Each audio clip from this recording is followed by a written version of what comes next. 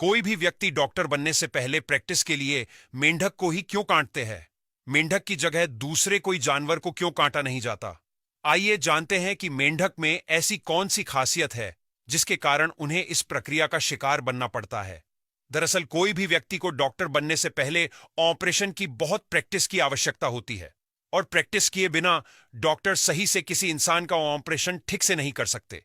इसीलिए जब वे अभ्यास करते हैं तब उन्हें प्रैक्टिस के लिए मेंढक के शरीर को खोलकर जांचना होता है, जिसके कारण एक डॉक्टर मेंढक के शरीर के जरिए इंसानी शरीर का भी नॉलेज ले सके। अब सबसे बड़ा प्रश्न यह है कि सिर्फ मेंढक को ही क्यों काटा जाता है? उसकी जगह चूहा या खरगोश जैसे दूसरे जानवर क्यों नहीं काटे जाते? तो इसका जवाब है कि मेंढक के शरीर की आंतरिक संरचना कई मामलों में मानव शरीर से मिलती जुलती होती है। यही कारण है कि इसका अध्ययन मेडिकल और जीव विज्ञान के छात्रों के लिए उपयोगी माना जाता है। आइए जानते हैं कि मेंढक की कौन कौन सी संरचनाएं मानव शरीर से मिलती जुलती हैं। नंबर 1, हृदय की समानता। मेंढक का हृदय 3 कक्षों का होता है, जबकि मनुष्यों का 4 कक्षों का। फिर भी दोनों की रक्त संचार प्रणाली में कई समानताएं हैं, जैसे कि दोनों के हृदय का मुख्य कार्य रक्त को पंप करना और शरीर के विभिन्न भागों में ऑक्सीजन पहुंचाना है। नंबर 2, श्वसन तंत्र और पाचन तंत्र। मेंढक और मनुष्य दोनों फेफड़ों के माध्यम से सांस लेते हैं। हालांकि मेंढक त्वचा और अपनी गिल्स से भी सांस ले सकता है, जो मनुष्यों में नहीं होता।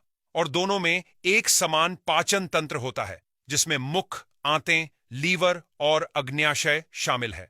नंबर 3, नर्वस सिस्टम और रक्त संचार प्रणाली। मेंढक का ब्रेन और रीढ़ की हड्डी मनुष्यों की तरह कार्य करते हैं, लेकिन मेंढक का मस्तिष्क आकार में छोटा और इंसान से कम जटिल होता है।